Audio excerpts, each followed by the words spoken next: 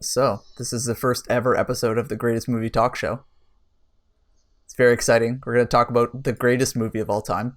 We're starting. We're starting off our first episode with the second episode, fifth episode in the double trilogy, soon to be triple trilogy of Star Wars, and that is Attack of the Clones. I thought if we could do any movie to start off with a bang, of all the movies that exist, and it is glorious. We picked Attack of the Clones. So we'll watch the trailer and then we're gonna get into it. We're gonna talk about everything about the movie and why it is so great or not so great. We'll see. Mm-hmm. So let's watch the trailer.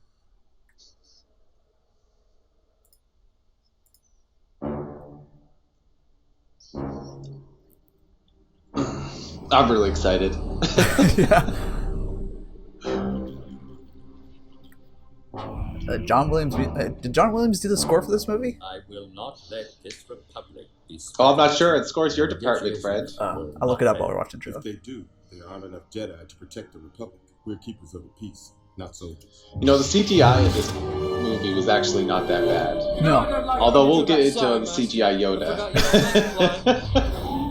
Well, you've lost him. If you'll excuse me. Like Coruscant, like that's pretty cool. When he does that, yeah.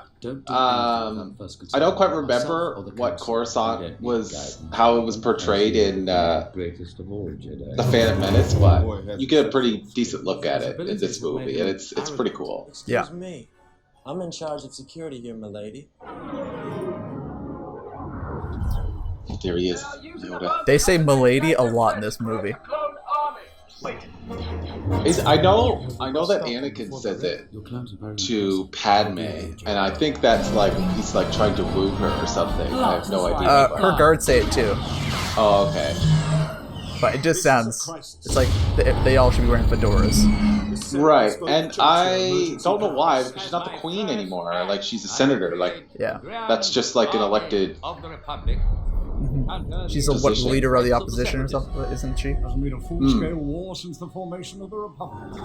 It is John Williams. All right. Join me, Obi-Wan. Oh, Christopher Lee. Destroy the Sith. Rip Christopher Lee. He died?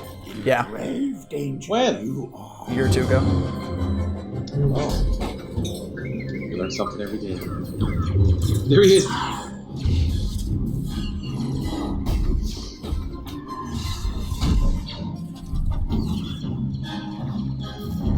Oh, thank you, Jess.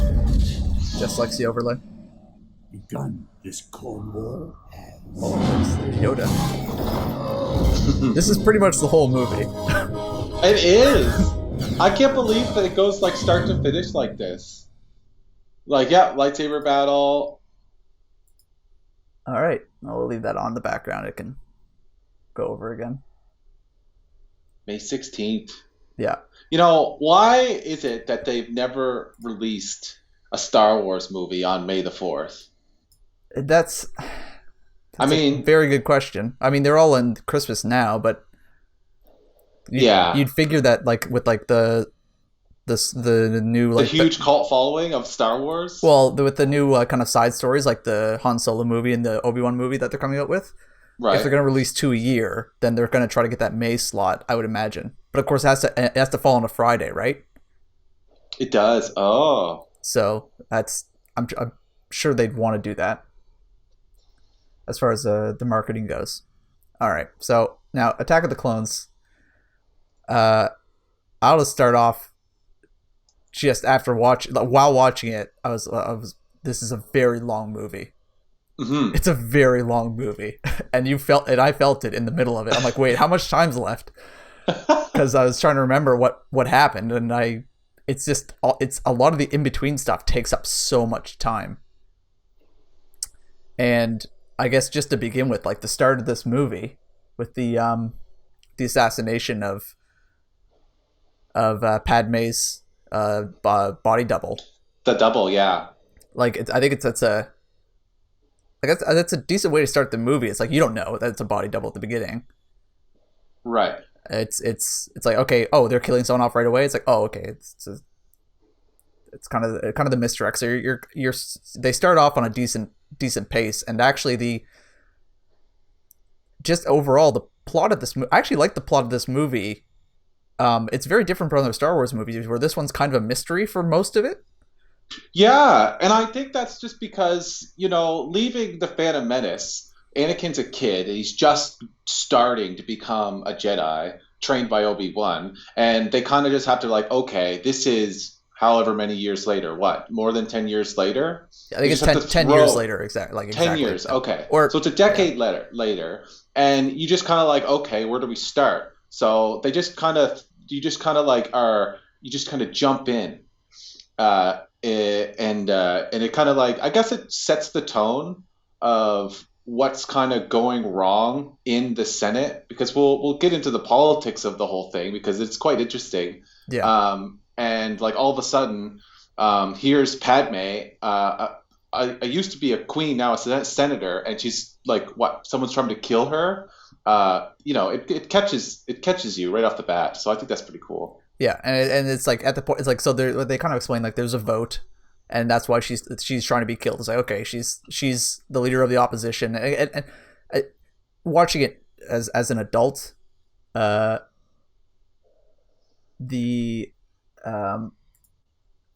my stream title is messed up. There, we fixed it. Thanks for that. When looking at it's the politics of it, kind of watching it as an adult, starting to try to understand. Actually, it was still kind of hard to understand exactly what's going on, and what they basically what you get is they're voting on an army. It's do they create an army? Do they commission an army to kind of protect the Republic? Which, to me, on the surface, seems like they make a big deal about it, but the idea that the Republic wouldn't have an army is kind of weird to me. It's why wouldn't they have an army? It's if you're why is there a complete lack of any type of cohesive unit? Yeah, they did for some sort of defense system. Yeah, their whole defenses is the Jedi, which is I don't know. You could let's say it's even if it's 1,000 Jedi, it's that's your entire defense. Right. I kind of have somewhat of an explanation, because they kind of address that in the movie, because as it progresses through, we see that Padme and Anakin have this on-screen romance, and they need to figure out a way to be hey, they need to create Anakin needs to be able to create Luke and Leia for the future. So there's that. Yeah. But while that's all going down, Obi-Wan Kenobi is kind of this spy traveling the galaxy, doing these secret missions on the down low, running into Jango Fett and then eventually getting captured by Count Dooku. But he's the Jedi are portrayed as these super cool, almost James Bond type characters, but they have superpowers that they could use the Force. It's quite interesting. Yeah, and actually, I want to let's talk about because this is part of the movie that I like the most, and that's Obi-Wan's kind of investigation of the clone army, right, and his kind of story arc. And basically, most of the problems I have with this movie is whenever they go away from that, and they go to Anakin and Padme on Naboo. That's it takes you out of here's the mystery, and then you're going over to this very forced these people they're having a romance. It's yeah, no, they're not. Almost no, not just a romance, but it's just they have to have a romance, and, because everybody knows that they have to get together. Yeah. And it's it's so forced, no pun intended, or take it as you will. It's also he comes on very strong in almost a salty way. Yes, a very salty, kind of creepy way. She even says, "You're making me uncomfortable when you look at me that way." And he smiles and say, "Oh, I'm sorry about that." Yeah. It's not just it's not just an innocent little oh, okay, yeah, you're right. It's a super creepy creepy little bugger. Yeah. Oh my goodness. Yeah. So and we'll talk about the romance because I think there's ways they could have made it work or had been better, but right. As far as the investigation, so the first bit, I'll say the car chase outside Coruscant, like that car chase when they're chasing the assassin. Right. So this is just at the beginning of the movie. At the beginning of the movie, because it's kind of like where it starts off. Obi-Wan's kind of whodunit thing, like follow. Okay, who hired this person? And I'll say the car chase. Again, the movie's long. That car chase scene is way too long. It's long. Didn't look at the runtime of it, but it's a long chase sequence. And this is so. Basically, they kind of we're just introduced to Anakin and Obi-Wan. They're kind of dynamic, and then they go up to meet Padme, and they have to like protect her, right? Because her ship was just destroyed, and she falls asleep, and all of a sudden, the hunter, the bounty hunter, like Jango's little minion girl, the shapeshifter, she tries to like put the worms in, and after that, it's literally like it feels like a half an hour like car chase through Coruscant. It's like, which all that's fine. Like I don't mind, because there's bits in the car chase scene that I like, because like Obi-Wan and Anakin, you're learning a little bit more about how they interact with each other, because they're not together for most of this movie. No, after that they depart completely. And it's not like they were together that long. Like, they didn't really have a dynamic in Phantom Menace. Nope. At all. So it's like it's Qui-Gon. Yeah. Qui-Gon was supposed to train him. Yeah. So it's you're learning more about their dynamic when they're doing the car chase. Like, it's corny. It's like Obi-Wan looking over. It's in the trailer. It's like, oh, I hate when he does that. And also he almost loses his lightsaber. But then that's giving you a bit about his character, right? He doesn't necessarily care about the Jedi Order, like, because he's not super protective of his lightsaber. He's a bit reckless. Like, you're getting that within the action scene, which I think is good, right? You're hitting those character points while you're keeping the fast pace. So I like that. It's just way too long. Like, especially the way that they end the chase, because they just end up in the bar. Yeah, with the alien football going on in the background, which is not. Yeah, that was kind of cool. Good observation. It's kind of new. It throws you back to the whole in the cantina scene in A New Hope. So that was kind of cool. I kind of got that kind of nostalgia feel, but it's kind of just like they catch her in the bar. She's got nowhere to go. He cuts off her hands. They bring her outside, and they get no information out of her except for the poison dart that Jango shoots her with. So after all that, after that huge scene, nothing comes out of it except for a dart. But which is kind of cool, because they set up the next scene where they meet the restaurant owner. And funny, because that scene gets kind of memed a bit. Like, it's like, it seems out of place to have like just a diner in the middle of Star Wars, but actually the dialogue in that scene is very good. It is good. I liked it a lot. Like, yeah, that's one of my favorite just dialogue scenes, like you said. I actually care about the conversation they're having.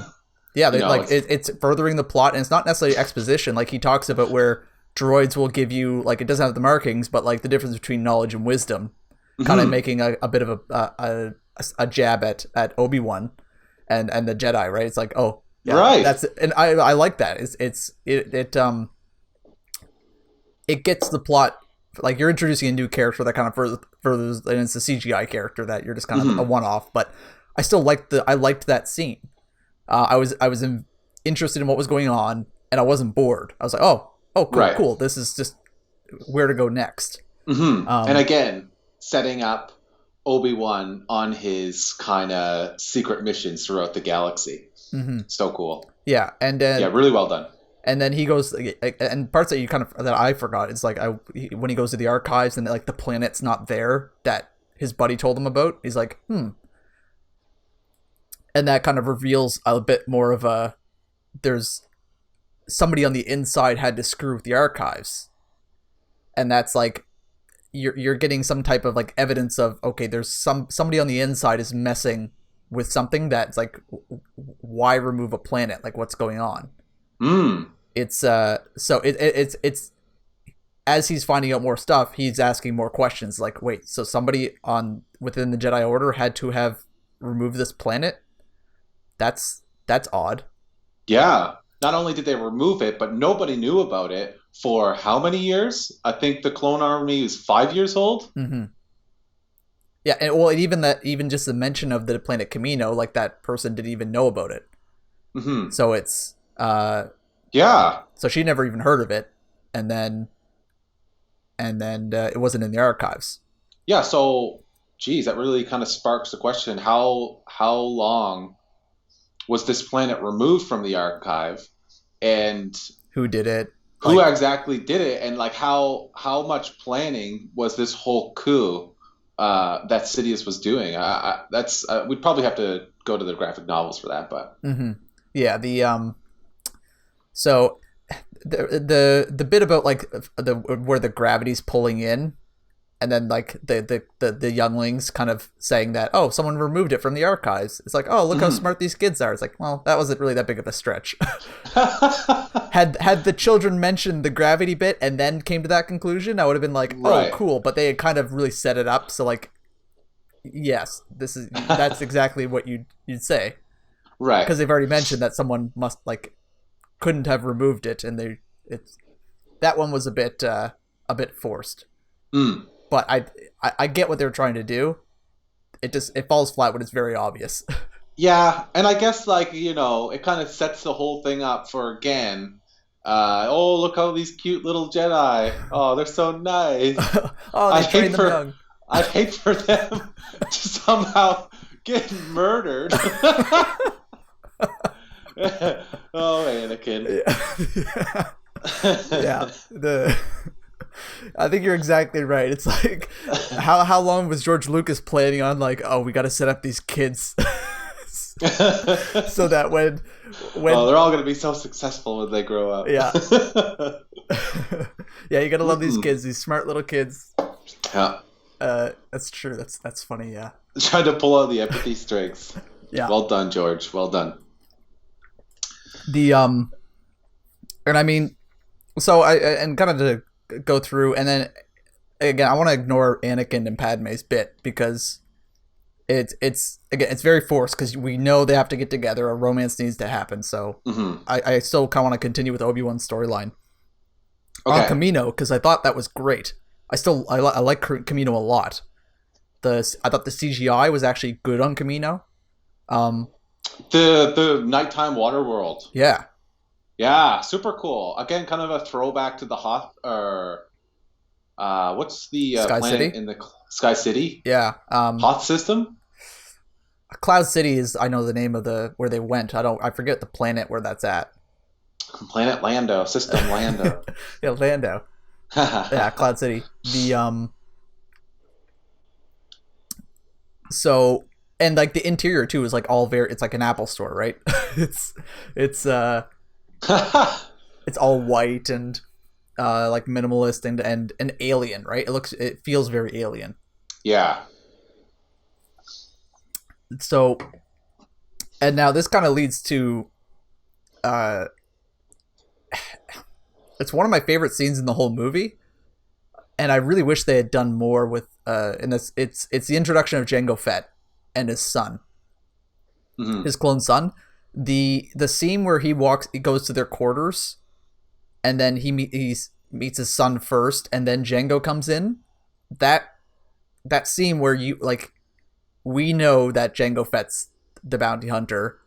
Obi-Wan knows, but the kid doesn't know, and also the person from Camino doesn't know. The tension in that scene's very good, because we know who knows everything and who doesn't, and it's tense because he's asking these lines of questions where they all kind of know where everybody stands, but they can't do anything about it because of the people who are standing right there.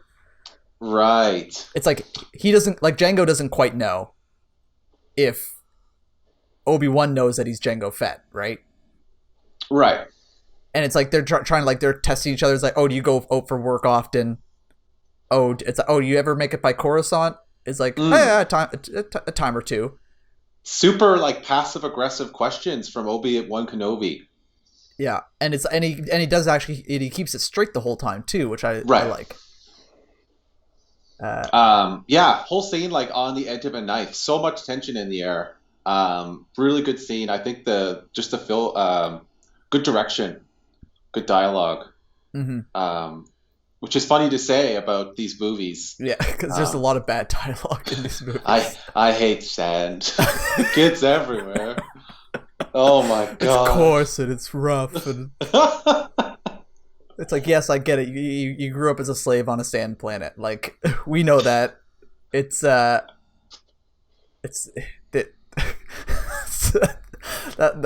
he has some lines that are really, really bad. Which he probably had no control over his dialogue. No, and watching the original trilogy recently, like Han Solo's lines are not very good. When you watch like there's like the Legend of Zelda cartoon, like "Excuse me, princess," like dialogue. Like Han Solo has like these kind of cheesy one-liners, but it works. Like they kind of hit a tone where Han Solo's dialogue it works and it holds up, but it's not like amazing writing or super witty dialogue.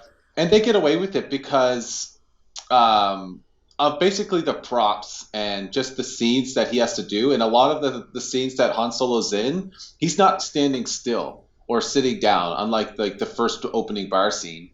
They're on the go, running away from the Empire, like trying to get this broken ass ship to work. Like he's always like super stressed out. Yeah, trying to fix stuff and yeah, and definitely helps. It's not just two people standing face to face, delivering bad lines badly. So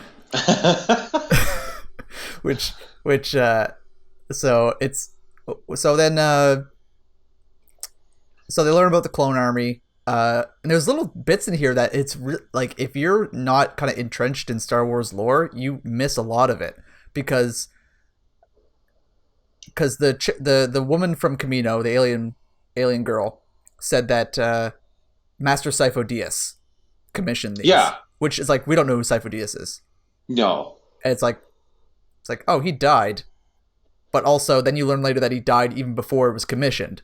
So that's just a name. Like, I'm not sure why they didn't use the name, if they just didn't say Qui-Gon, just to say a name that you recognized. Because it would have still been after his death. Right? It still would have worked, had the same function, to say that Qui-Gon commissioned this. And he was kind of... He didn't always go with the Jedi Council. He was kind of known for being a bit rogue. So you might have just believed that. It's like, oh, Qui-Gon did this. And then... So they say Sifo Dyas, which is like, all right, that's just a name that doesn't mean anything. And then when he talks to Jango, he asks him about Sifo Dyas. He says, no, I was hired by a man named Tyrannus. Tyrannus, yeah. Which is, you don't learn to the very end of the movie when Sidious calls him Darth Tyrannus, that it was Dooku that had gone there and, or at least set Jango up there. I guess they alluded to that he probably said he was Sifo Dyas. I think there's an episode of the Clone Wars that goes into it and actually explains the kind of inception of the clone army that I don't remember. But at least for the purposes of this movie, it's just confusing. That I think if they just been like, Qui-Gon did it, and then even if you have the whole I was hired by Tyrannus, it's just there's too many unknowns going on. Like you're introducing like who's Tyrannus, who's Sifo Dyas. They even mention Count Dooku in the opening crawl. We don't know who Count Dooku is. Like he does not come into the movie until like near the end. Right. So they drop a lot of names and they don't really explain or talk about why and who these people are ever again. Yeah. So it's kind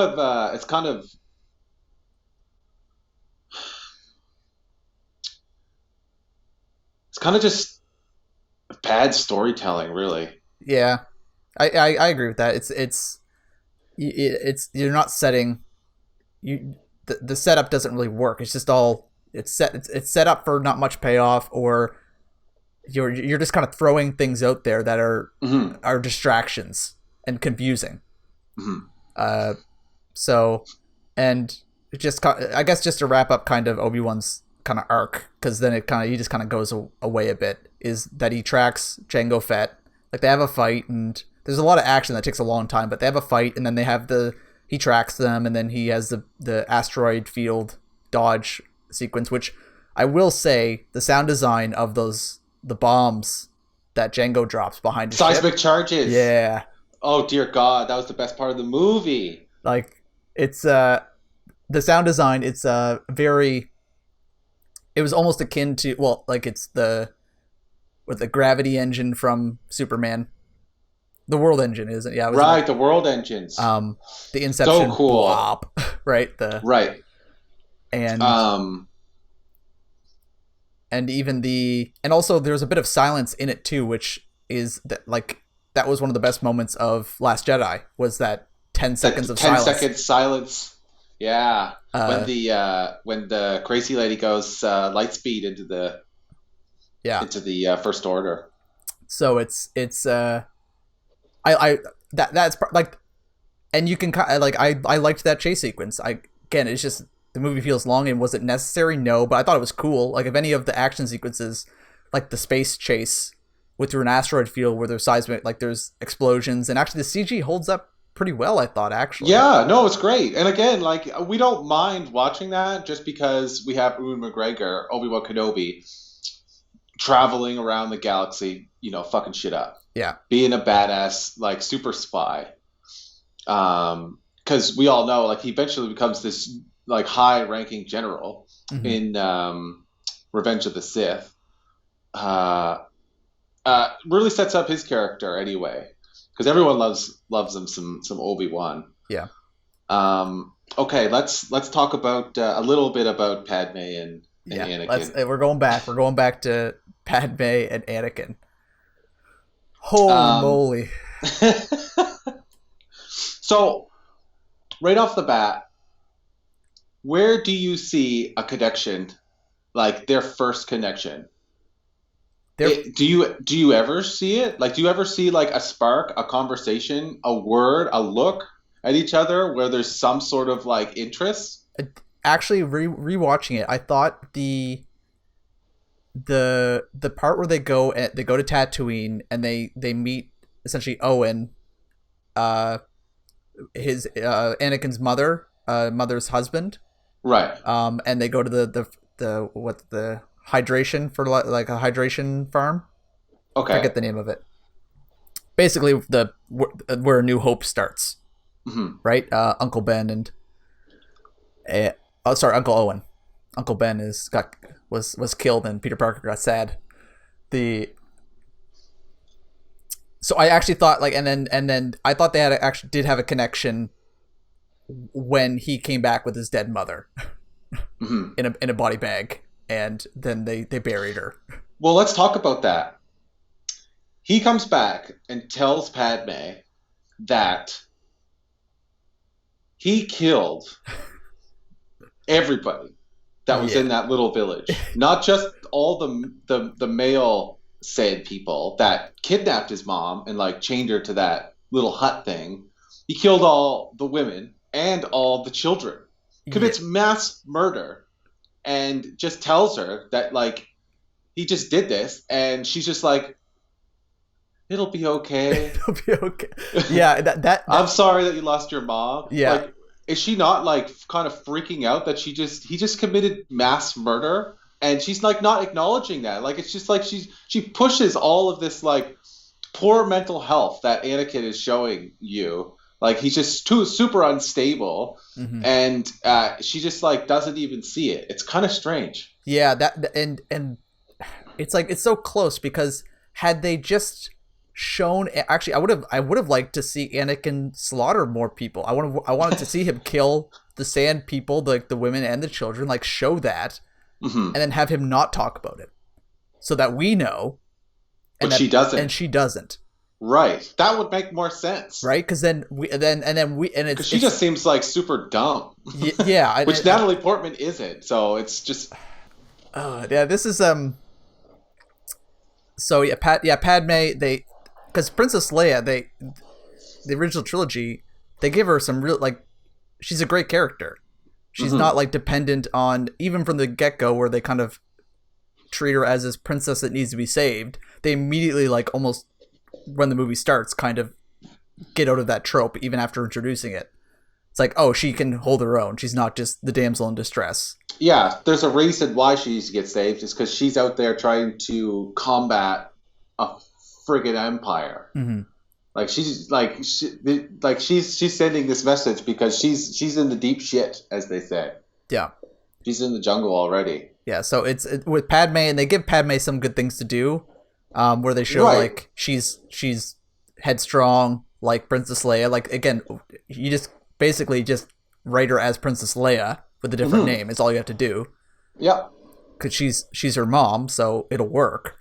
But yeah, like you said, with the romance with Anakin, where he's like, she's saying I'm uncomfortable, and he's pressing anyway. He has this kind of outburst about how Obi-Wan is unfair and is holding him back. And that was the same scene. Yeah, he says first he blames Obi-Wan for his mother's death because he held him back. And he has that outburst, and then he talks about murdering all the Sand people. And then she's like, he gets on her knees, and then she kind of just hugs him. It's like, it's all right. Like what? What? It's like red. That's a red flag factor. That's a huge red flag. It's a lot of flags. It's like, this is obviously and actually it's on one hand it shows that Anakin is still kind of a child. Like he's really not a wise Jedi at all. Like he's not developed, and it goes back to Yoda originally saying that he was too young. Or was it Mace Windu who said he was too young? I think Mace Windu said he was too young. Not Yoda, in episode 1. No, they both do. They both do? Okay, yeah. Yeah. Either way, he's too young, and this is kind of showing it. It's like he's really not mature. And she just kind of goes along with it, which there's no reason why she should, given in the movie at all. Right. Because at that point, they had the kiss earlier that was weird. Yeah, that's the whole thing on Naboo. And they were kind of like, there's a couple of playful scenes in there where they're like, he's like riding these like kind of like buffalo looking things. Alien buffaloes, he's just like standing on their back. He's just like standing on their back, and he's like falling off. He's like, "Oh, Andy, are you okay?" Yeah. And he's just laughing, and he's like making things shit float with his force powers, and like taking her fruit off her plate and cutting it for her and putting it back, and just being all like, cutesy with her. So there is kind of that, but like, yeah, it's cool. Like, is she just in love with the fact that like he's got superpowers? Yeah. Well, and I don't mind all of that. Like, obviously, like execution was terrible because those scenes are hard to watch. Yeah. Because it's again, not to blame actors. Like it's a combination of everybody that those scenes happened, and that also like editors that like, hey, we can just cut this. There's enough else that we can put in here. My issue was kind of that the kiss happened before all the other playful stuff. Like the kiss happened, the rejection, and then they went on kind of being playful and flirty. Yeah. It was like, I feel like the order of that was just wrong. It's like, do the playful flirty stuff, like make it seem like the kiss makes sense, because at that point all it was uncomfortable advances, staring at her for awkwardly long amounts of time, her saying she's uncomfortable and rejecting it, and then they kiss. That's when they kiss, is after all of that. And then the playful stuff happens, and then she's still rejecting him. It's a bit, it's weird. It is kind of weird. No real dialogue, no real conversations. You can't connect with any of it. It's just bad. It's kind of a sin. They could have done so much better, especially with Natalie Portman. Just let her talk. just let her. And they had that conversation about politicians and how, like, yeah. I mean, that girl can carry a scene. I mean, She shaved her head for V for Vendetta and still carried that movie. Yeah. I mean, like, how could you fuck that up? Mm. They did. Wait, and you see like the actors that they have in those movies. Like you have, and some people actually are, even with the dialogue they're given, do a good job. It comes later, but I thought Christopher Lee as Dooku, without any introduction, I was like, oh, this guy's cool. Yeah. Like I even like his dialogue, everything he delivered, I was on board with what he was saying and how he was delivering his lines. Right. So yeah, like at least the Anakin, because if you look at this movie, it's like, okay, where do you cut? It's like if it because in my mind, if you there's actually a fairly good movie in there. There's just so much.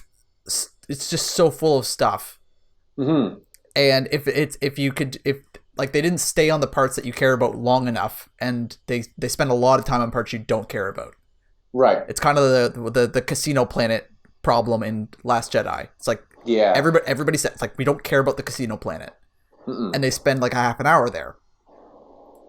And so in this movie, it's not like, it's hard to point to one singular thing, because like the Anakin Padme romance, I think is important. The execution was bad, but also the part where they go to Tatooine, I think is very good. Like showing his mother and him killing the Sand People. And I wanted more of that kind of stuff. Right. Because it also used actual sets, which is helpful. Like the stuff on Tatooine. Background and green screen, yeah. Because the parts on Geonosis, like where they're going through the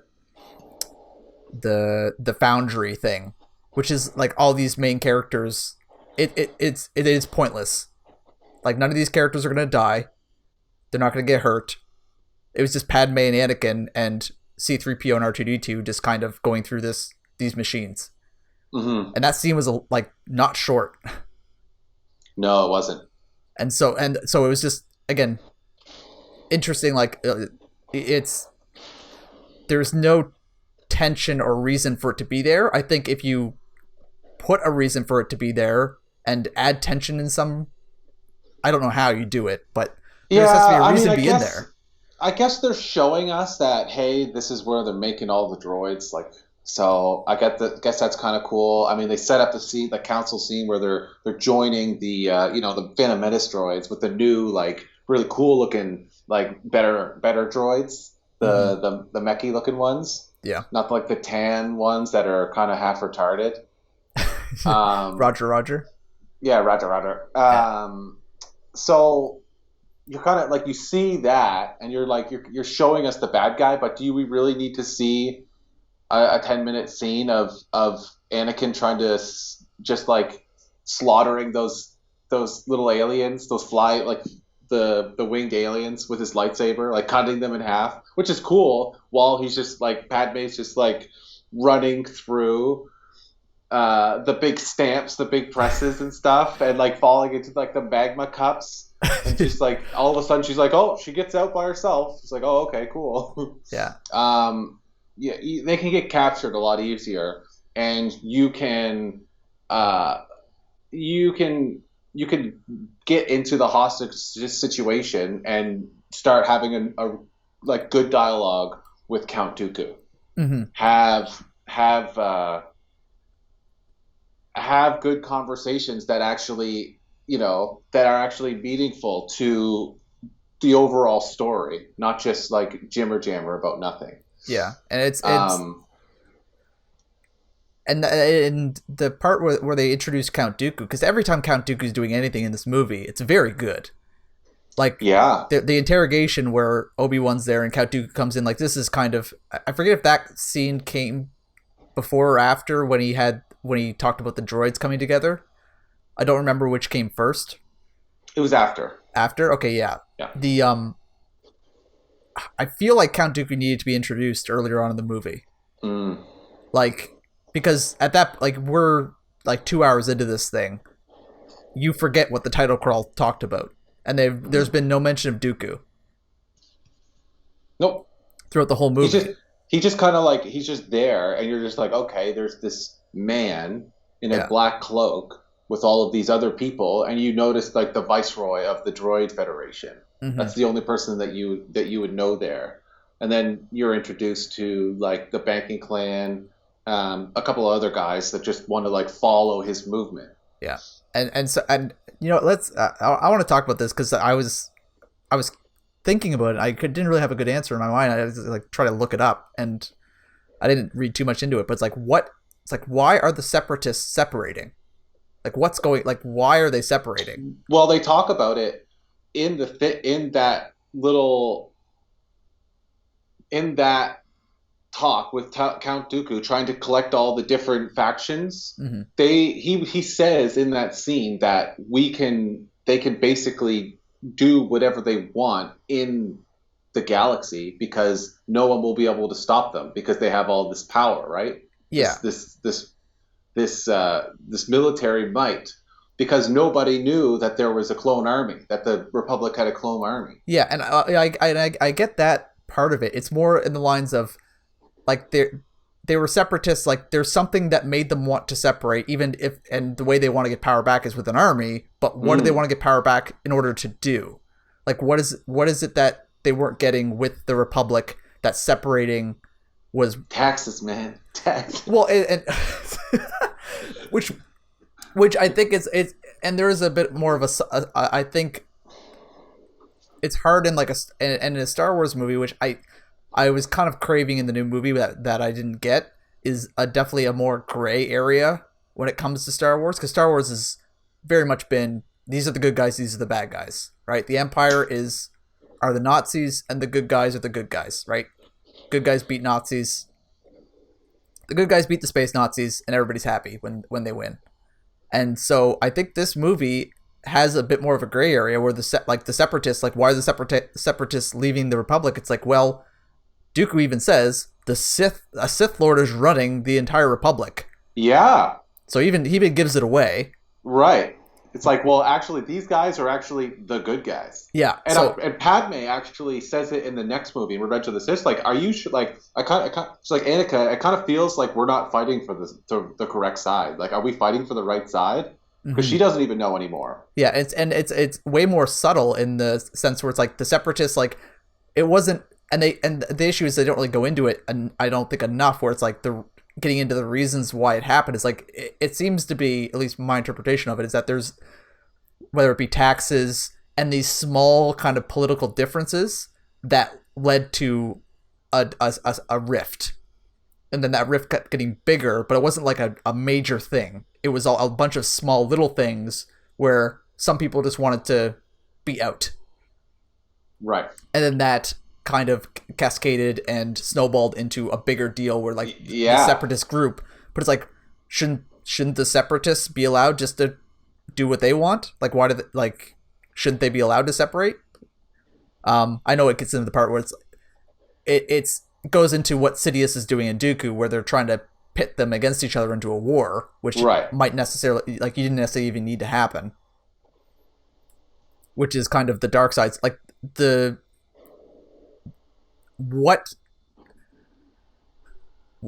that's the part about the plot I really like. It's like what George Lucas kind of, like, the villains aren't your traditional villains where, like, we have a giant weapon, we're just going to blow stuff up.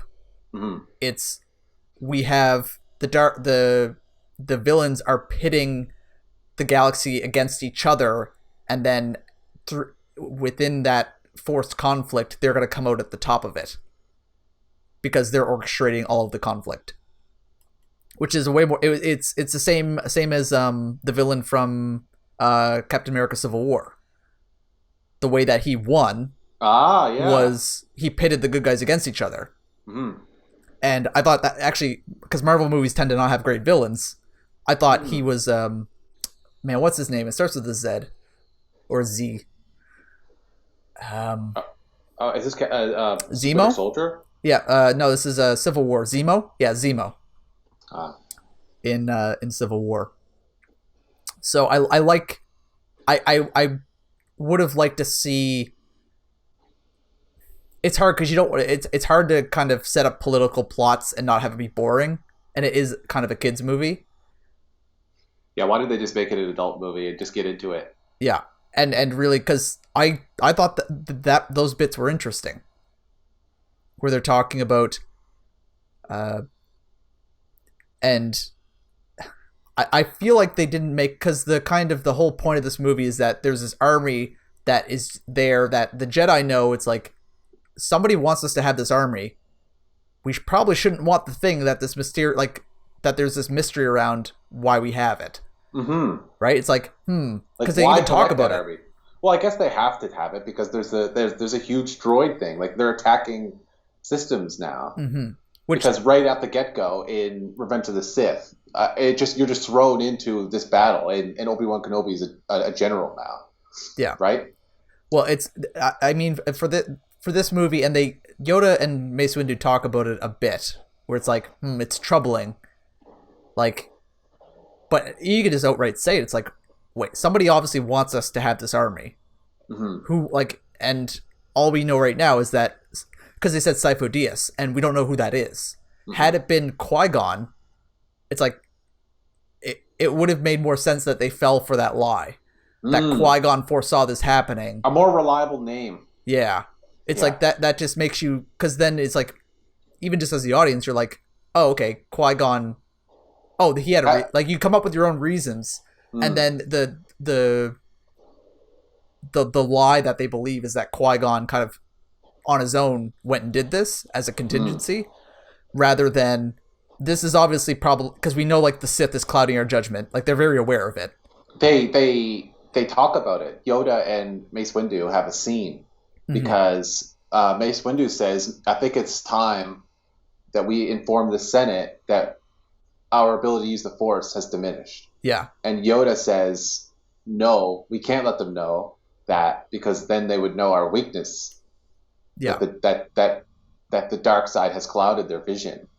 And like we were talking about before, the Jedi is basically the only defense system to the Galactic Senate. Mm-hmm. Like, that's all they have. And Yoda kind of messes up there. Mace Windu should have just told them. They should have just told them that, hey, like, there's something going on here and we can't see it and we need help. Yeah. But they don't. And that's the whole thing about the arrogance of the Jedi. Mm-hmm. And their downfall is that they're too sure of themselves. They're too, sure that they can handle it. Yeah, and I think it's such a great line in, like, with Star Wars and the Force, and that's a theme. They touch on it and they don't commit to it in the Last Jedi, and that's the people having visions and being so sure of their visions coming true that it messes them up. Yeah, and that happens to. They show that in Last Jedi, where people are failing, where they have Snoke failing, they have Rey failing, they have Kylo Ren failing, because they misinterpret what their visions are. Mm-hmm. They're so sure of themselves that this is the Force showed me this is the way it's going to be, and then it, like, not being what they thought. Mm-hmm. And the whole plot is driven by that in the Last Jedi. In this movie, it's kind of like they're showing that side of things where, the Jedi aren't just the infallible good guys.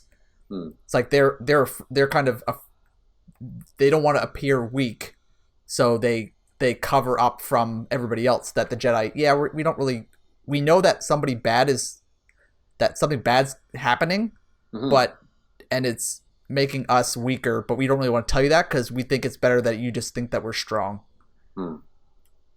Which I like those bits of the movie. Yeah. And that makes sense because it's literally like Chancellor Palpatine literally talks about this, and all the conversations with Palpatine and Anakin are really good because he's kind of like telling Anakin throughout that the Jedi have all of these weaknesses, and he's aware of them all, and Anakin is aware of them all, and Palpatine seems to like have all these answers that Anakin himself is kind of being like, hey, I don't really agree with a lot of things the Jedi Order is doing. And which is really good for the development of him turning to the dark side, which is really good. Yeah. Really good how they did that, which I really liked about. That dynamic was really cool. but again, kind of weird, especially because Obi-Wan is supposed to be Anakin's basically father figure, his trainer. But all of a sudden, like we talked about, they're kind of introduced at the beginning of the movie. They're together, and then all of a sudden, there's a Y. There's a fork in the road, and they depart. Mm-hmm. And now Anakin is like all of a sudden just hanging out with the Chancellor all the time. Yeah, and and I guess it does feed into the whole fact where in the Revenge of the Sith, the Jedi ask Anakin to spy on him because he's already close with him. Yeah. And that's the whole thing. Well, I think I agree with the point that you brought up, is that I believe in I like the relationship between Anakin and Palpatine. Mm-hmm. And that makes sense. And it's believable, it works, like it's mm-hmm. convincing. It's like, yeah, he's not wrong. Mm-hmm. Which is like, ooh, like, and that's, but the thing is that they don't develop the Obi-Wan Anakin relationship enough. Ever. Like, at all. Because you get that line in Revenge of the Sith. It's like, I hate you. And it's like, oh, you're my brother. I loved you. It's like, did you? I mean, I believe you're saying it, but you're not, like, you haven't shown it at all throughout any of these movies. No, they didn't. And I think that's the filmmaker's problem. Yeah. Yeah. It's so it wasn't, there wasn't that belief that there was that relationship there, which, again, if anybody watching this has not watched the Clone Wars TV show, it helps this movie. It does a lot of the themes that they brought up in this movie, which are really good. They develop them quite a bit. And Anakin, I think, is even like this kind of angsty teenage onward Anakin, like young adult, is in the Clone Wars. They do it very well. Like they show him, he becomes a general, and he is heroic, and he does have a very good relationship with Obi-Wan because they are able to do it over the course of 4 or 5 seasons. Mm-hmm. And he has his own Padawan, and you get to see that he's not just murder sand people Anakin that has these outbursts. Yeah. And says "milady" 12 times. 12 times. Maybe not that much. It's a lot. No. It's a lot. Enough that I was almost tempted to start counting. Yeah. It's like "milady, milady, milady." We need to go, milady. He loves her. He loves her. Yeah. Yeah. Okay. Let's talk about the huge Jedi lightsaber battle at the end. Okay. Yeah. We're not. This is not talking about. We're not talking about the duel. We're not talking about the lightsaber duels. Yes. With Obi-Wan, Anakin, Yoda versus Count Dooku. Yeah. This is the epic fight in the friggin' Mace Windu shows up. Yeah, this is well, we can even go before that when they're chained up in the whole gladiator pit, like the execution ring. Kind of cool. I was fine with all of that, right? It's like It's like you get to show off creatures. There's danger involved. It's like, okay, how are they gonna? You take their lightsabers away. You get to see what Jedis can do just by themselves, and Padme as well, where it's like she has to deal with her own thing. Yeah. I mean, she gets her shirt turned off in a very obviously. It's like, well, we gotta show her midriff, right? Like, get the creature to tear it off. Or did she tear it off? Either way, it's. Well, she gets like scratched. She gets scratched. Yeah. Yeah. But yeah, like you said, like their lightsabers are gone. It's like, okay, how do they deal with this situation without a lightsaber? Yeah. I like that. I thought I was entertained. Like it wasn't necessarily that you thought that they were in real danger, but it was like they're not just gonna kill them with a lightsaber. It was more, it was like, okay, this is cool. You get to see Jedi do Jedi things without their lightsabers, but there's still a whole stadium of people around them. What's gonna happen? Right. And they did set up Mace Windu coming, but they did it in a good subtle way where it's like, well, it was really cool. That was a really cool way that they brought it in.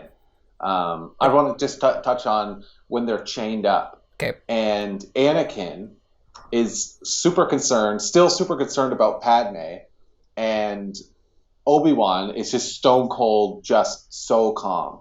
He's just there. He's super calm. He never loses his cool, like ever. And he's just like, just be calm, my young Padawan. And it's like, well, what about Padme? It's like, she seems to be on top of things, and she's already like climbed up it. Yeah. Super cool little pun, play on words. And then all of a sudden, then they got to get into it. It's just, it was really well done. Yeah. Like that's a good kind of cheese. That's perfect level cheese. Like they made a pun, but it works. Like that worked great. Oh, she's on top of things. That is good. Yeah. And then they get into the whole thing. Like, all right, let's you deal with that thing. I'll deal with this thing. No problem. Just be calm. And we'll get through this. And they do. They end up defeating them. But once they defeat their counterparts, their like execution counterpart beasts, then the guards come in and they're like, okay, well, we did our best, like whatever. And then they have a conversation, and then Mace Windu shows up in a really like epic shot down the hallway. Like they see them on their the kind of the Abe Lincoln seat up top. Yeah. And they're just like kind of sitting there up there being all high and mighty in the execution pit. And then all of a sudden Mace Windu walks down and purple lightsaber. First time you see it, that's true. Right on Jango Fett's throat. Just like not even looking at him, just staring at Count Dooku. So cool, so badass. Samuel L. Jackson, wicked character in Star Wars. Yeah, that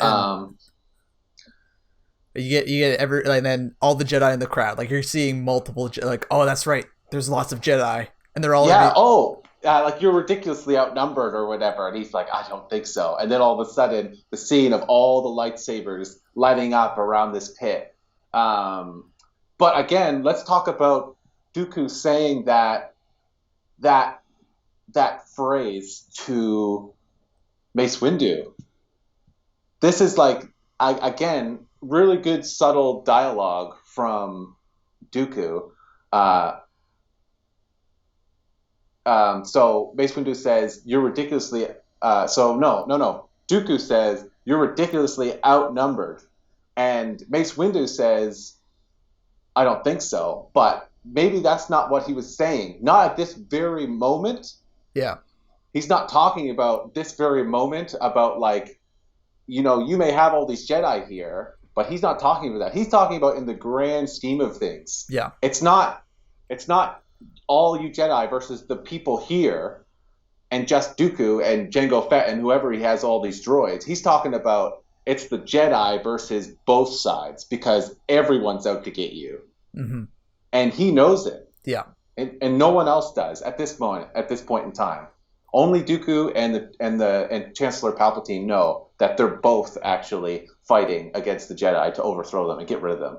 Yeah. Super cool. I that's just a little bit of insight, like reading in between the lines, but it's cool that the movie that with, a really bad Rotten Tomato score and fan score, like it's kind of cool that they actually have at least some subtleties where it's actually good movie, just like good storytelling, good foreshadowing. Mm-hmm. Foreshadowing and kind of like they set up beforehand that like the battle's cool. It's I mean, and actually a 66 is like I think fair. It's a funny 2 out of 3. A fair score for the movie, right? Like it's one of those things. Like if it's weird because there are movies where it's like you're missing. It's different than if you don't have as much as you want, as opposed to there's too much, and had you just cut stuff, it would have been much better. Mm-hmm. And that's kind of so you get in the scene where like you see a bunch of Jedi just like running, like headlong into droids, and it's just like as a kid, like this is super cool. You're like, this is amazing. I love Jedi. There's lots of Jedi. This is amazing. Kind of crazy that they. It's like, how do you know? But you have Anakin and Obi-Wan Kenobi, and the Jedi are always like, even when we talk about the original Star Wars, Yoda says, to Luke Skywalker, sometimes you have to let your friends fall for the greater good of the let's say the rebellion against the Empire anyway. Like when Luke says he gets a vision, he wants to go to Cloud City and save his friends, right? Yeah. Both Obi-Wan and Yoda say, no, we shouldn't do that. But literally, it's just Obi-Wan, Anakin Skywalker, and Padme on this planet. Like, did they go to save them, or did they go there intent to bring the whole army and to start just destroying all the droids, this whole droid planet, like, and try to like just like they're like, because basically the Senate is attacking the Separatists. Yeah. Like in all-out war, they're starting the war. Are they starting it for, let's say, for those two Jedi and Padme, or are they starting it just because they're it's the attack of the clones? We got our army now, and we're getting into it. Mm-hmm. Yeah, I think is that because, you know, is it because the Jedi have lost their sight? Like, are they getting nervous, or like is it fear that's driving them?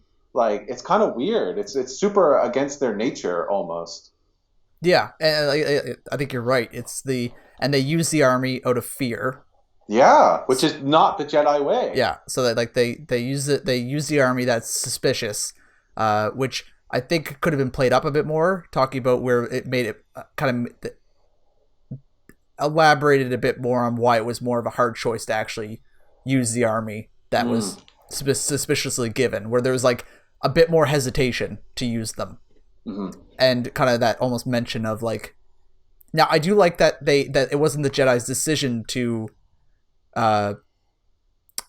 essentially commission the army, is that Jar Jar Binks in Padme's place put forward the motion. Yeah. Set the Jar Jar the Sith Lord.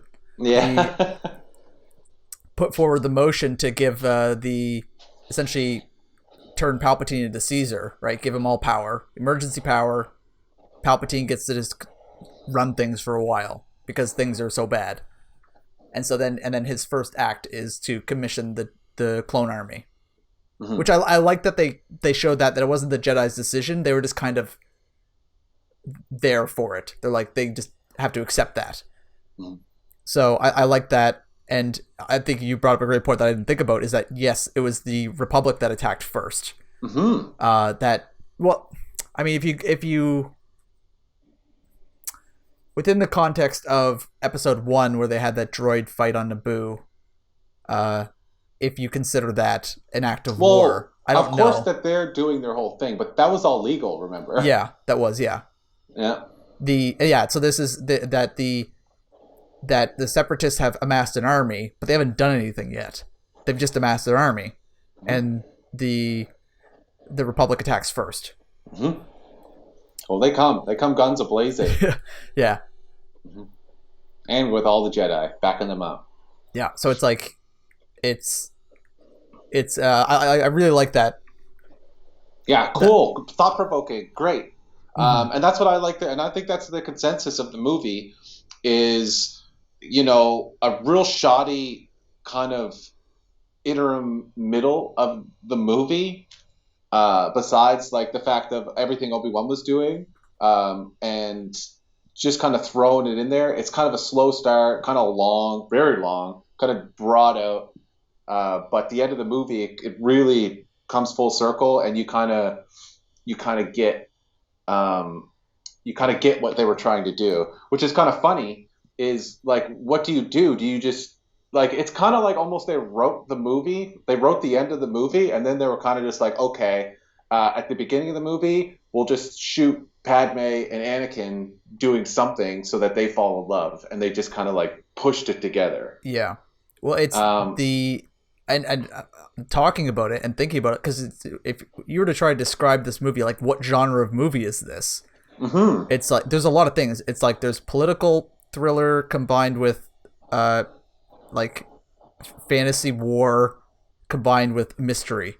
Right, there's like, and there's the mystery aspect was really good. Yeah, they did it really well. Like, they're like, whoever wrote it, like, who writes 3 different styles of writing for one movie? Like, I don't know who does that. Aaron Sorkin? Like, I have no idea. J.R.R. Tolkien and Peter Jackson's adapted, like, it's like Two Towers, like, and that's kind of the movie was kind of like three things going on at the same time, I kept thinking like Two Towers. It's just the way that they hopped around. They hopped around at the wrong points. Like, yeah, like we could talk about that, saying like, what is it? Just like space, Lord of the Rings, just with bad actors or or just bad dialogue, not as good dialogue because we didn't have like this great fantasy writer to pull the dialogue from. Well, and thinking about it more, it's actually a movie that basically a better version of this movie is Captain America: Civil War. It actually has the political drama as an undertone to the mystery of the video and Tony Stark's relationship with the Winter Soldier, and that kind of mystery that like the camera work that sets it through, and as well as big fantasy action fighting to go along with it. I think that movie is like a very similar in its kind of themes that it's trying to hit, where you're getting like what is the political consequences of superheroes that are just fighting and doing whatever they please. Like, where's their jurisdiction? And you have that kind of political discussion. They have like a UN meeting and a sanction against them. Like, there's political talks in that movie, but it's not boring. It's you're interested in it and you're invested. Right. And then there's a terrorist attack on and then you have an overreaction, and then you have infighting, and then I think that movie is a way. It shows that you could do it. Like, it's possible to make it a very, very good movie that is doing a lot of different things at once. At the same time, at once. As well as in a big blockbuster movie as well. Like, it's and it's sold. Like, you can, that movie made a lot of money. What was the Rotten Tomato score for that movie? Let's just take a look. Sure. So I'll bring it up here. Let's bring up the Civil War. That is not Captain America: Civil War.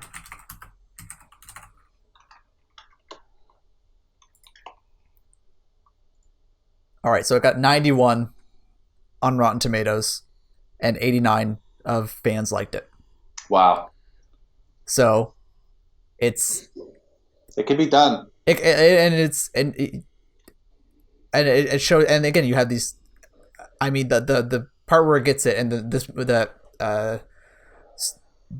Attack of the Clones falls short is that you're not as invested in the characters as you are in Civil War. Now, Civil War introduces new characters that you immediately like. They introduced like Black Panther, bang on. They introduced him great. Like, they show him at the beginning. They kind of have a progressive like he's a badass. It's like, it's awesome, and you're like, oh, and you're invested in his story. Sure, and we could talk about how yes, Marvel has. Their fan base usually knows a lot about the backstories of all these different characters, but Star Wars is just as many fanboys and fangirls, and you don't need that background to get into the movie. Like, I myself had I know of Black Panther, but I didn't read any of his stuff, his solo stuff. Like, I don't need to know that stuff. No. All I know is that he is a character. And how they portray him and how they bring him in and how how we know that he actually is a pivotal part to the story and the storytelling. Yeah, so it's just with us talking about Attack of the Clones and just the you could see it's like it's so close, and it's like overall plot I think is. I like the plot that they chose. Like, the plot for this movie, I like like the whole arc of the movie. I'm on board for. I like it better than Last Jedi. Like, the arc of Last Jedi has I actually dislike it. There's not much of an arc for a lot of characters. And this movie has, I guess you could say, and the issue with this movie is that I like the plot. The character development might be lacking. Like, you think of Obi-Wan. What's Obi-Wan's arc? He doesn't really have one. He's just Obi-Wan for the whole movie. Does Anakin have an arc? No, he's kind of just a whiny, raging kid for the movie. Padme, there's no arc. She doesn't change.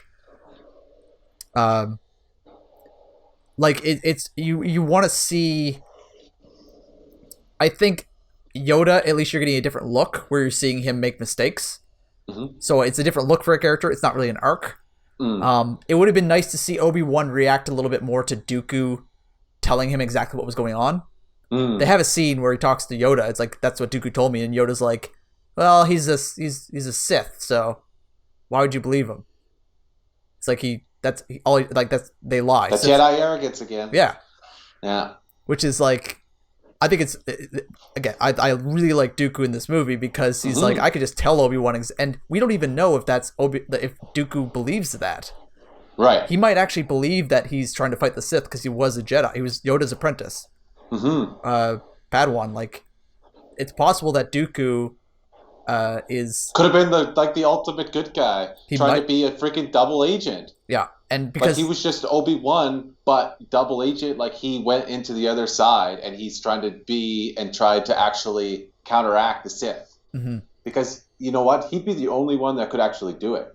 Yeah, because and considering that Palpatine is willing to have him assassinated by Anakin at the beginning of the third movie, they wasted an opportunity to show that Dooku was actually almost a double agent for the Jedi, either yay or nay. I think that would have been really cool.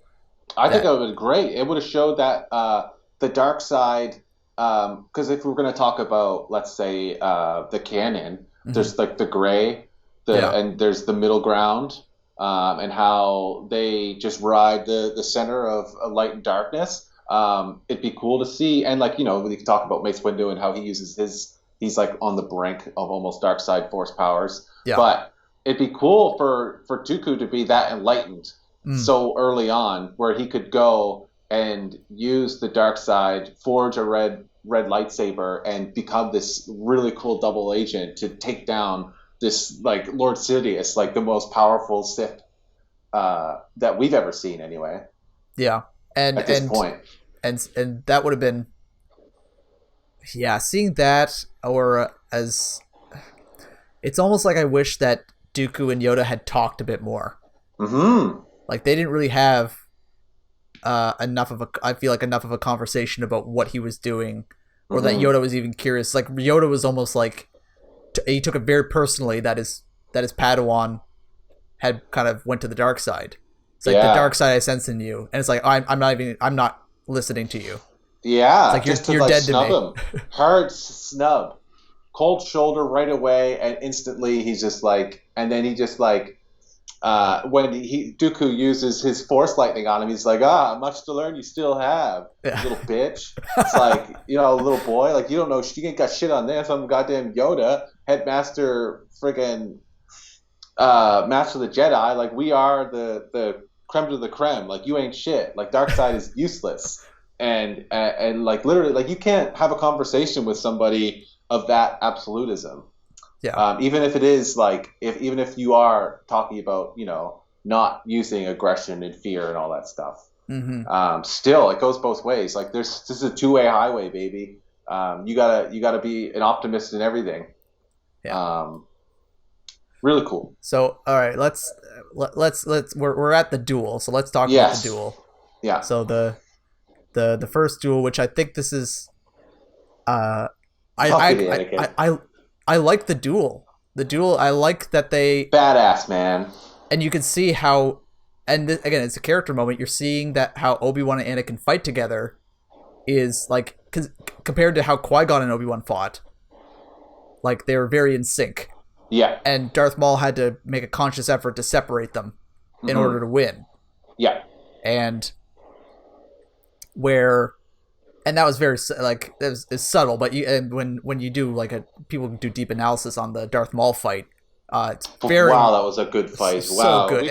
I could talk for an hour about that. The last scene of just Obi-Wan, Qui-Gon, and Darth Maul fighting. Yeah. With the score on that, good, so good. Duel of Fates. Yeah, it's and I think this one does a great. It's one of my favorite fights probably in most of Star Wars. It's probably I don't think you can beat it with the big electric pile. I mean this on this one. Where do I rank the Attack of the Clones fight with Dooku out of all the lightsaber fights in all of Star Wars? It's better than anything in the new movies.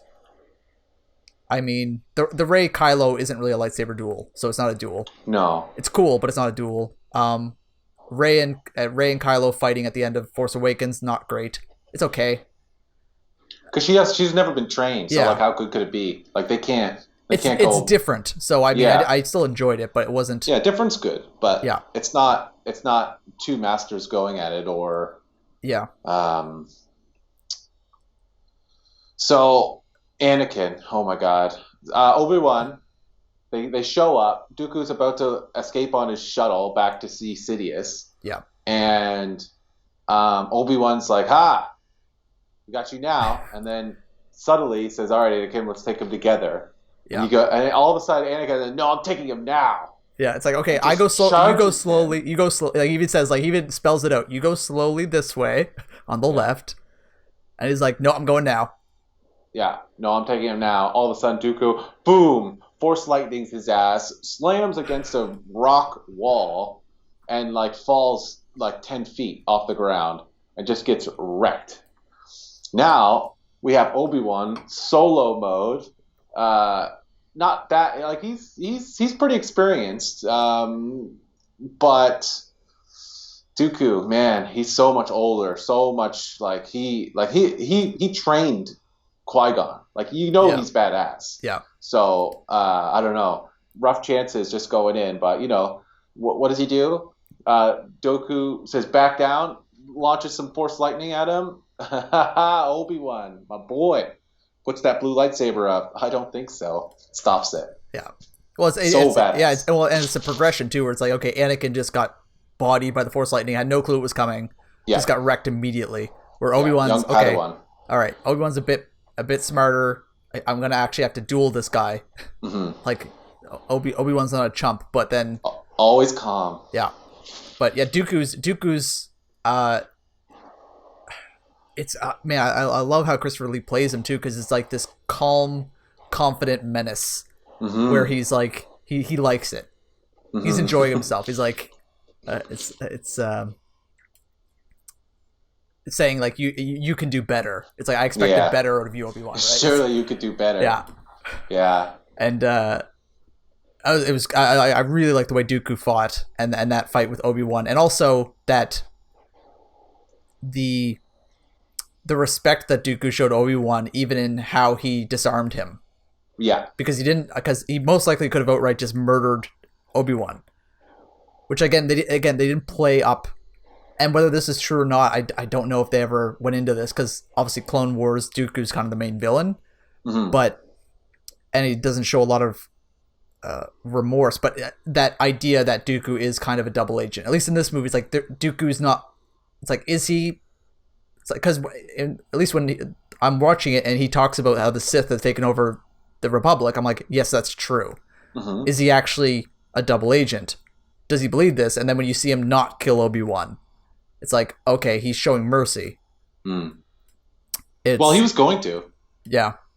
That is true, yeah. And Anakin stopped him. That's Anakin true. gets up and then stops him with his great lightsaber, and then Obi-Wan chucks him his. Yeah. And then this is the first time we see dual wielding lightsabers, one hand lightsabers. So cool. Anakin, it does pretty well with them for the first little bit, but then Dooku just cuts the green one in half, and then it's just the blue versus red in like the dark. He like cuts the thing off, and it's pretty cool little scene. But eventually, he just gets his arm cut off, forced away. Yeah. Later, bitch. Yeah. It's like, oh yeah. It's like that wasn't gonna work. And then we got our little green man, Yoda. Yeah, Yoda shows up, which is like, I mean, I just like walking in on his cane. As a kid, like just like as a kid, like that was like awesome. Loved, like that made the whole like that's the one thing about Attack of the Clones. Like that's a way to end a movie where you forget the terrible romance scenes, is have Yoda strut in at the end and be amazing, and you just you forget about the rest of the movie. You're like, yeah, but Yoda. It's like we got to see Yoda fight. Yeah. And use force powers and like catch Force lightning and just dissipate it with in his bare hand. hands. Because like I was just super impressed that Obi-Wan used his lightsaber to stop it. I was like, what? No way! Like, because you never saw that in the Return of the Jedi. No. Yeah, like Luke Skywalker just got wrecked by it. But yeah, like super pumped. Then all of a sudden Yoda shows up and just catches it with his hands. So cool. So like you really know like he's got a knowledge of the Force, like so in tune with it. Yeah.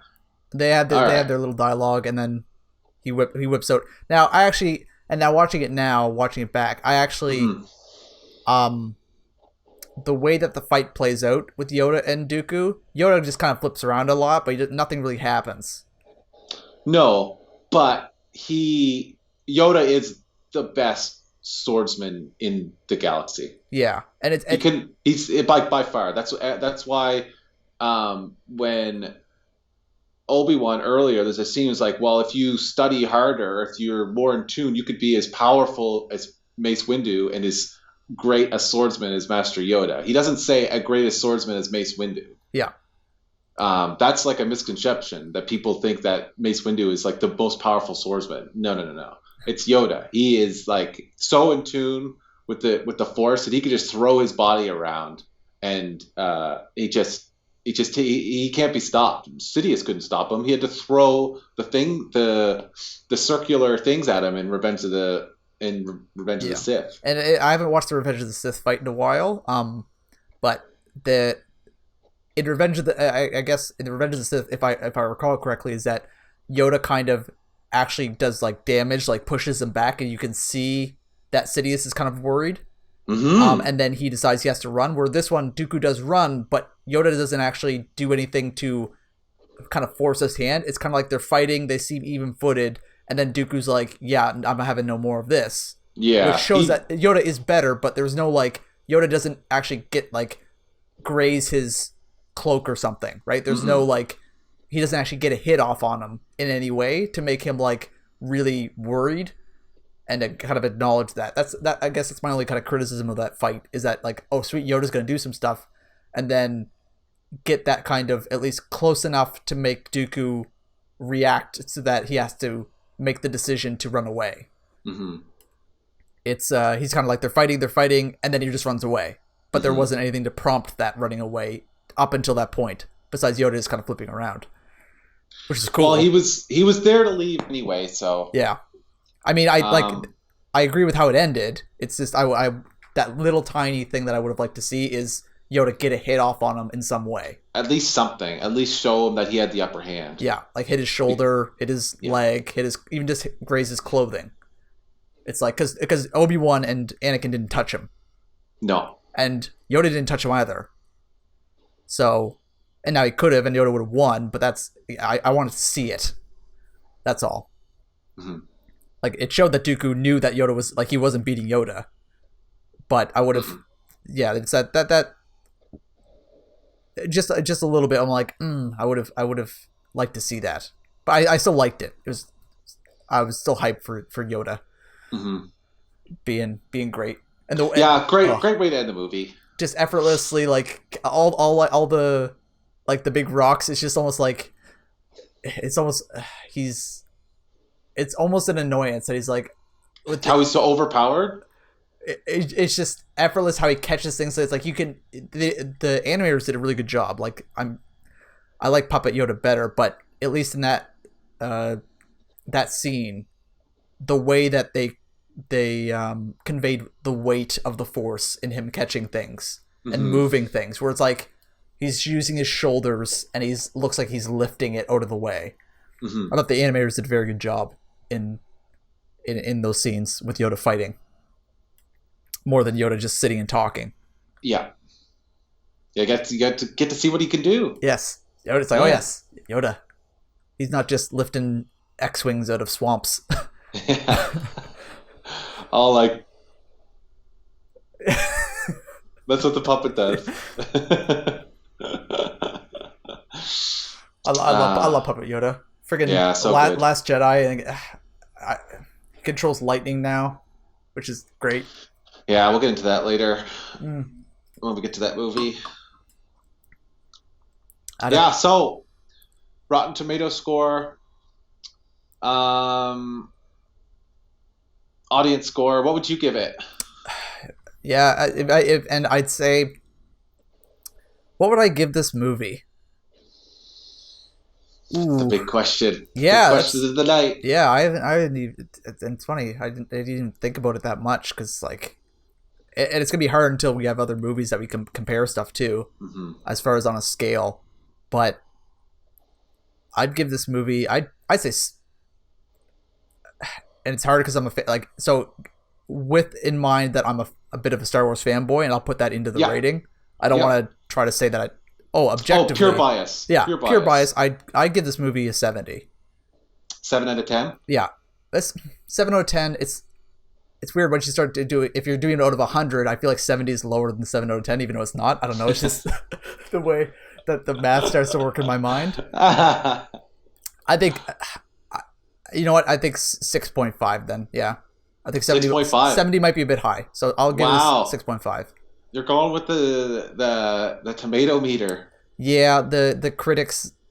I didn't read any of the reviews, but I think 6.5. Like, I enjoyed the movie. And it's. I can forgive a lot of the. I feel like the parts of the movie that are bad but because it's Star Wars, I can forgive it and I don't notice it because I love Star Wars. That it's a higher score for me. I can understand people giving it a lower score. Certainly, if you don't care about Star Wars that much, this movie has a lot of crap that you will not like. I could see that, but what it really boils down to me is like I'm going to sit down for what is it? 2 hours and 20 minutes. 2 hours and 20 minutes. What am I going to sit down for that 2 hours and 20 minutes, and when I come out of it, will I be like, wow, that will I say like, yeah, that was fun? What did I get my money's worth? Or even a yes for me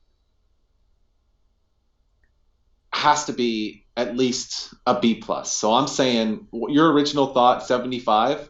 Or 70. I'd give it a 75. 75. Yeah, honestly, because even the nostalgia part, I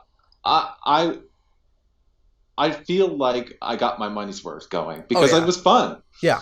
And just thinking about throughout, we talked about all these good parts of the movie, the writing, there was good writing, there was bad writing. It's not a masterpiece. It's not perfection, start to finish, but there's definitely, it definitely leads, in my case anyway, I lean towards, I like the collection of the good parts in the movie outweighs I don't like sand. It's coarse and it's rough. Exactly. And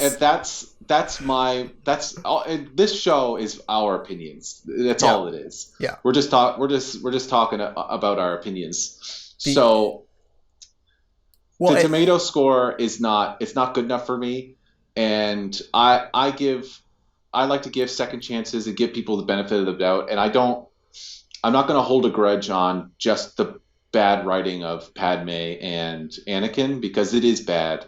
It's just bad writing. I know that they could have done a better job if the writing was done right. So that's why I'm going to be lenient with the negativities, and that's why I give it a 75. Yeah. And that's kind of, I said, the core of watching this movie over again. Now, this is not a movie I go back and watch this is the first time I've watched it in years. Going back and watching it it's nice that after watching it, while watching it, I was picking up the things about it that I liked, rather than it's like dwelling on the negativity. It's actually, I'm able to overlook the negative aspects. Like I can, in spite of all of the negativity, like that isn't at the top of it for me. Like at the end of the movie, it's like, oh yeah, there's a lot of problems with this movie, and there's so many ways, and it's like there are so many ways it could have been a better movie, especially when in a movie that you just cut stuff away and it's just better. You just had to not see certain things, and the movie's better for it because the pacing, it just helps the pacing so much. especially when you have a mystery story too. It's like, well, I was watching. I'm like, how long is this movie? It's like, all right, the Obi-Wan stuff's getting interesting on Camino. Oh, we're going to Naboo, which just so happened they paired the worst part of the movie with the slowest part of the movie, and it's that's a bad combination. So, yeah, that's filmmaking, right? Yeah. And it is quite complicated when you think about it. Like, putting all this stuff together couldn't have been easy. No. Couldn't have been easy as a filmmaker, just thinking about it as like just shooting it in that perspective. So again, I tend to be more lenient. Yeah. And we'll find out when we see the movies, the next movies we do. Yeah. So this is 75 from you, 65 from me. Mm-hmm. That's yeah. I mean, I think that's pretty fair, especially when this movie seems to get a bad rap. Where at least in a casual conversation, like Attack of the Clones being like a garbage movie, I don't think it's a garbage movie at all. No. I like it better than Revenge of the Sith, which people tend to like more. Yeah, and now you might like Revenge of the Sith more. I just remember I actually liked Attack of the Clones quite a bit. Yeah, I always did. I just like I said before, super galaxy spy Obi-Wan Kenobi, super appealing, man. I like a galaxy-wide James Bond. That's crazy. There's actual Jedis that fight. Yeah, like there's plenty of Jedi in this, and think about the other, like comparing it to the other films, compared to the Jedi are wiped out in the, not the, like these are the prequels, but the original series, they're gone. Yeah. They're gone. And they're still gone. There's just Luke Skywalker and Kylo Ren and Rey's like the only Jedi. Well, Rey wasn't trained yet. She's not a Jedi. Yeah, she needed to go get trained. So like there's no Jedi. They're gone. So it's the fact that we get, a couple of hundred of them fighting in a gladiator pit. That's appealing to me. It doesn't and especially since the dialogue once it starts hitting that point of the movie, it actually gets good. Oh yeah, it does get good. Christopher Lee shows up, and it's like, why was this guy not around for more of the movie? Right, and we could talk about how like they should have put him in the beginning of the movie. Yeah, they should have gave us a little bit, and they could have cut at least 10 minutes out of that 15-minute car chase scene to catch the original bounty hunter. Yeah, and we could have